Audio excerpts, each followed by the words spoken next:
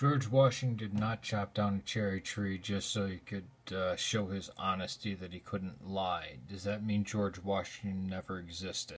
So this wealth of information should be discarded, dating from AD 30 to AD 380. I'm putting this at the beginning of a video to somebody I respect, and I want to be in dialogue with John Hammond prior to the last video to him, and I want to hear his opinion back to me, and that might be the closure of it unless he wants to talk more about it. Peace to you. So I guess this will be part 2. It should be shorter. What are your historical standards? So Jesus didn't exist. Counter to all historical scholarship. Now, I don't include people who have ancient alien theories, or people who just try to sell books, or the Templar Code, or the Ark of the Covenant is buried in Oak Island, or any nut job mainstream scholarship. You know, evil mainstream secular scholarship. Those bad guys, yeah. Yeah. All the scholarship and the weight of history and evidence.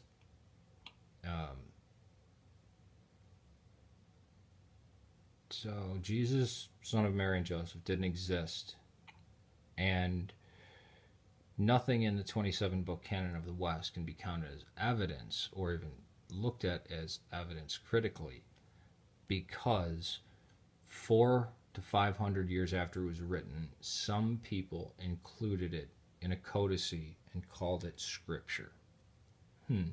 That's very logical. Did Paul exist?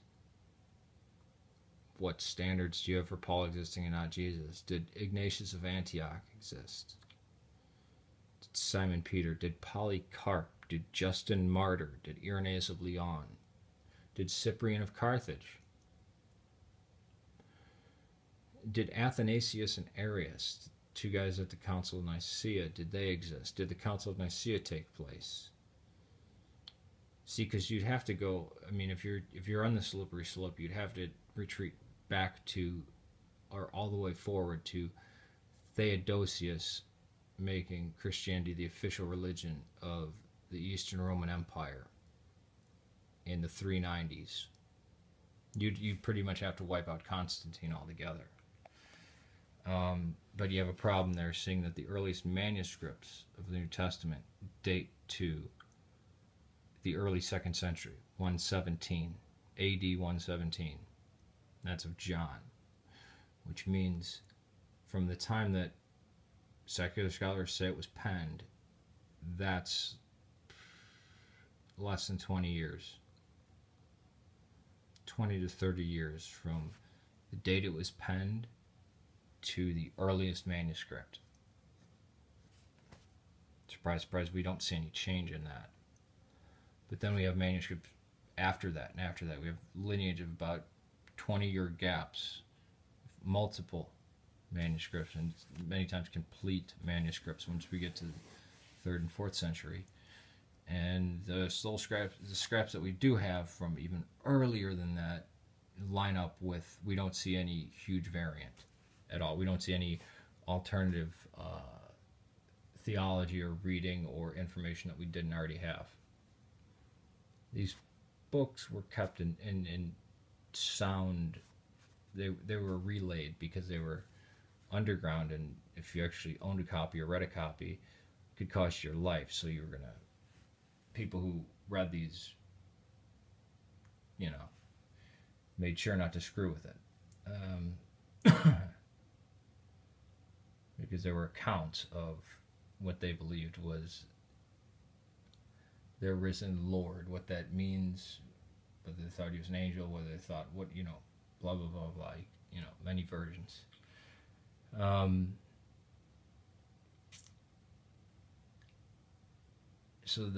not to mention the wide variety of near 6,000 manuscripts, which nothing like that we have from antiquity, and the proximity of date author to earliest manuscript.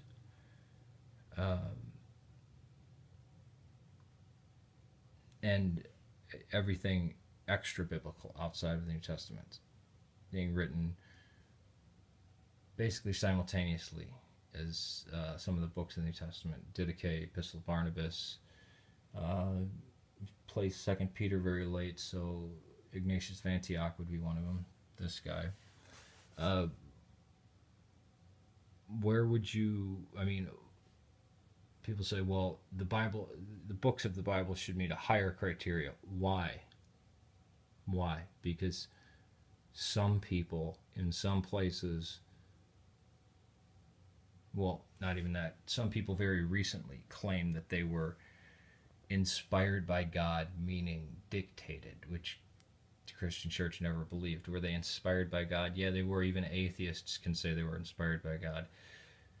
The people who wrote Mark, or the guy Mark who wrote Mark, was inspired by his belief in God. Was inspired by God. He believed in God and wrote this. He's inspired by it. Some people are inspired by patriotism. Some people are inspired by money. I don't like writing, but I'm gonna write this self-help book because it's gonna make me a lot of money. Some people are inspired by a relative. They didn't mean God told them to do it, but yeah, inspired by God. Yeah, of course it was inspired by God. That's what they're writing about. That's the point of it. But I mean, just even less than that, why put words in the mouth of an itinerant apocalyptic preacher who wasn't very important in his lifetime? If he didn't actually have a group of followers that went out and convinced other people, and these people started acting, taking their beliefs so seriously that they'd be killed, and other people saw that and said, there's got to be something up with that. It was very quickly outlawed, and you'd lose your land, your family, your life for it. But it was made up. Why not think, well, Jesus was probably crazy? He said a bunch of wild stuff, and it kind of contradicts. I mean, it's really ridiculous. Oh yeah, a lot of the stuff Christ says contradicts, or some of it's very moral, to other it's amoral. Sounds like a person, doesn't it? I mean, if you're going to contrive something, if you're going to contrive a historical character, or ahistorical, I mean, Buddhism took a long time to be written down. The life of the Buddha took hundreds of years for anybody even to put pen to paper, or pen to papyrus, or whatever. He has a much smoother life. Whereas Jesus, they write the stuff about Jesus, and you look back on it and you go, was he God? Was he man? I mean, you check out Mark. Even with all the highfalutin stuff in John, in the beginning was the Word, and was with God, and the Word was God. You still have things where if they were intending this to be grand and everything, they slipped up, because many people call him a Samaritan. Sometimes we know where you're from. You're from up there. You're a Samaritan. Aren't you a Samaritan? We know you're a Samaritan. Yeah, you and your brothers and sisters. I mean, if they had this convoluted idea of, oh, he was purely born of a virgin who's a perpetually virgin, and this, and I mean, why would it be so choppy? And why would you have 4 different books? Why not one? Is because these events happened, and then his followers, or at least the followers of his followers, started disagreeing intently, and these are different communities. So one had Mark, then you had a Judaizer community saying, well, we're going to take Mark in our oral tradition and make Matthew. And the other one, the non-Judaizers, said, well, we have the same oral tradition. That's BS. And they had Luke. They're both using Q source. And then you had John, which is independent. And then probably parts of John might have been later, or they could have been earlier. But John, we don't see anything like a virgin birth in there. And we see these things that it's almost non-Jewish Jesus, of him being referred to as a Samaritan. But all this, and he was just a myth. That doesn't make sense. And not to mention, oh, dying and rising gods. Well, Jesus, if you look at the earliest stuff, Jesus isn't a god.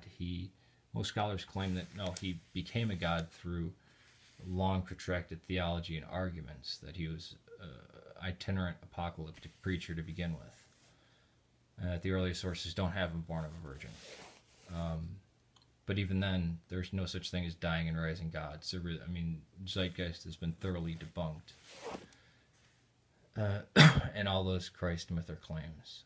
So it really strikes me that people who claim to be skeptical would apply double standards, not only double standards, but just say ridiculous things. Or just not even... The easiest way to deal with Christianity is to say Jesus didn't exist. Well, then you cede every bit of ground to the fundamentalist evangelical Christians. And I don't want to do that. And it scares me that people who know how bad and dangerous the evangelical fundamentalist Christians are will cede so much to them.